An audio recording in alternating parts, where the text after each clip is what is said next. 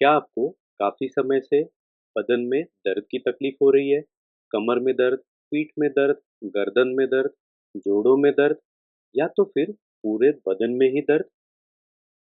क्या इतने सारे दर्द के बावजूद आपके सारे reports MRI, CT scan, blood test सारे रिपोर्ट्स नॉर्मल आते हैं? ना एग्जैक्ट डायग्नोसिस होता है दर्द का, ना उपचार के साथ वो दर्द कम होता है? क्या आपको एंकिलोजिंग स्पॉन्डिलाइटिस है मगर पूरे ट्रीटमेंट के बावजूद भी दर्द ठीक नहीं होता है? क्या आपके रोमेटोलॉजिस्ट आपको कहते हैं कि आपका एंकिलोजिंग स्पॉन्डिलाइटिस तो बहुत अच्छा है लेकिन फिर भी आपका दर्द बरकरार रहता है? क्या आपको गठिया है, रूमेटॉइड आर्थराइटिस है मगर ट्रीटमेंट के बावजूद दर्द ठीक नहीं होता है? तो ये दर्द फाइब्रोमाइल्जिया का हो सकता है। ये वीडियो जरूर देखिए अंत तक ताकि आप समझे फाइब्रोमाइल्जिया क्या होता है। नमस्ते वॉरियर्स, मैं डॉक्टर आखेरकर और स्वागत है आपका स्टैंड फॉर एज के इस वीडियो में। आज हम फाइब्रोमाइल्जिया के बारे में चर्चा करेंगे।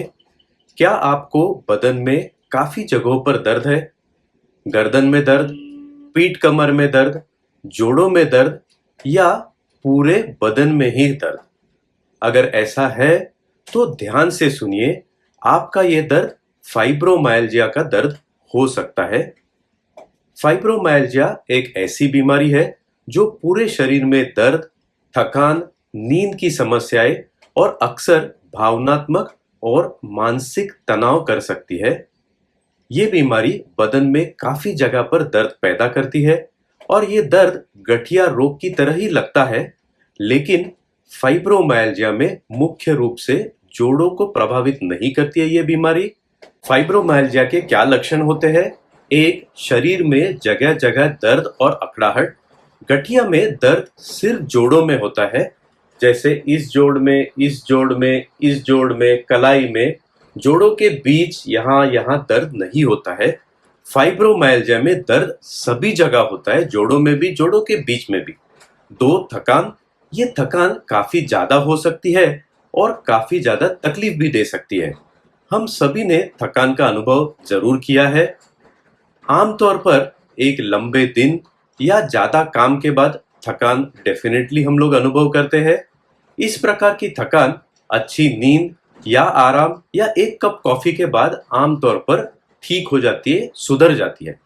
फाइब्रोमाइल्जिया की जो थकान है वो बहुत ज्यादा हो सकती है। इसमें 7-8 घंटे की नींद या आराम या एक कप कॉफी से फर्क नहीं पड़ता है, सुधार नहीं होता है। रोज रोज नींद के बाद उठने का मन ना करे, इतनी थकान हो कि ऑफिस नहीं जा सके, ऐसी थकान हो और इसी प्रकार थकान के कारण डे टू डे दिनचर्या संभालने में मुश्किल हो जाए तो कितनी प्रॉब्लम हो सकती है। तीसरी, नींद की समस्याएं, ये भी बहुत परेशान कर सकती है। दर्द के कारण नींद आने में कठिनाई हो सकती है। एक बार जब नींद आ जाए तो फाइब्रोमाइल्जिया के कारण बार बार नींद खुल सकती है। कई बार यहां तक होता है कि 7-8 घंटे की नींद के बाद भी ऐसा लगता है कि नींद पूरी ही नहीं हुई है और लगता है कि और भी नींद चाहिए।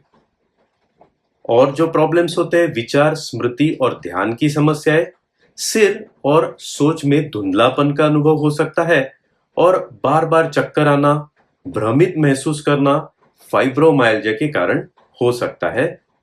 इसकी वजह याद रखने में मुश्किल हो सकता है या विचारों को शब्दों में बयां करने में भी कभी-कभी मुश्किल हो जाता है। ऐसी स्थिति का सोचिए कि आप मीटिंग में हैं, कुछ चर्चा कर रहे हैं और आपको याद ही नहीं आता है कि मीटिंग क्यों बुलाई गई है, और इससे भी ज्यादा आप याद ही नहीं कर पाते हैं कि आपने 5 मिनट पहले मीटिंग में क्या कहा था।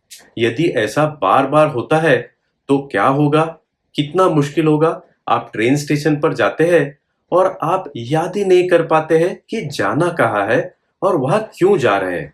यदि ऐसी चीजें बार बार होने लगती है तो इसे फाइब्रोमाइल्जिया का ब्रेन फॉग कहा जाता है। सिर दर्द, माइग्रेन भी फाइब्रोमाइल्जिया के कारण हो सकता है। पेट में दर्द, कब्ज, मूत्र विकार, पीड़ादायक मेंसेस, हाथ और पैरों में झंझनाहट और सूजन, ठंड या गर्मी या आवाज की संवेदनशीलता, सुबह जोड़ों और मांसपेशियों की अकड़ाहट, चक्कर, हाथ पैरों में या शरीर में जलन की भावना फाइब्रोमाइल्जिया की वजह से हो सकता है। फाइब्रोमाइल्जिया का दर्द अलग अलग टाइप का होता है, जलन, चुभन, मीठा मीठा दर्द, सूजन भी इससे आ सकती है। ये सूजन पूरे हाथ पूरे पैर में होती है और सिर्फ जोड़ों से सीमित नहीं होती है।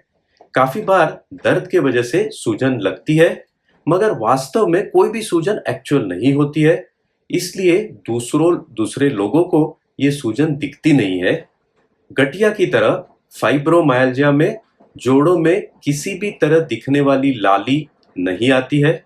फाइब्रोमाइल्जिया के लगभग सभी लक्षण दिखते नहीं है, जैसे चक्कर, याद ना आना, दर्द, और दूसरे लोग इसलिए इसे समझ नहीं पाते हैं। बाहरी रूप से एक व्यक्ति जो फाइब्रोमाइल्जिया से पीड़ित हो वो एकदम स्वस्थ हट्टा कट्टा दिखता है। अक्सर लक्षण अदृश्य होते हैं और तब लोगों को इसको समझने में दिक्कत आती है और ये बीमारी दिमागी बीमारी लगने लगती है। फाइब्रोमाइल्जिया का कारण क्या होता है? आनुवंशिकता। फाइब्रोमाइल्जिया कभी कभी आनुवंशिक हो सकता है, फैमिली में रन हो सकता है। इन्फेक्शन से कभी कभी फाइब्रोमाइल्जिया ट्रिगर हो जाता है। तनावपूर्ण आपदाग्रस्त शारीरिक या मानसिक घटना जैसे कार दुर्घटना, ऐसी बड़ी प्रॉब्लम्स फाइब्रोमाइल्जिया का दर्द कभी कभी ट्रिगर कर सकती है। फाइब्रोमाइल्जिया का दर्द कैसा होता है, क्यों होता है, इसका वीडियो हम जरूर अगले हफ्ते पोस्ट करेंगे, देखिए। फाइब्रोमाइल्जिया का डायग्नोसिस कैसे होता है? फाइब्रोमाइल्जिया के लिए कोई एक स्पेसिफिक डायग्नोस्टिक टेस्ट नहीं होती है, क्योंकि इसमें कोई स्ट्रक्चरल प्रॉब्लम नहीं होता है। इसलिए एक्सरे, एमआरआई, सीटी स्कैन, बाकी ब्लड रिपोर्ट सभी नॉर्मल होते हैं। गठिया की तरह जोड़ों में कोई सूजन नहीं होती है, इसलिए एमआरआई पर कोई भी सूजन कहीं भी दिखती नहीं है, भले ही दर्द हो। इसमें जनरली सभी रिपोर्ट्स नॉर्मल होते हैं और फाइब्रोमाइल्जिया के पेशेंट को यही टेंशन लगा रहता है कि सब रिपोर्ट नॉर्मल होकर भी इतना तकलीफ क्यों है।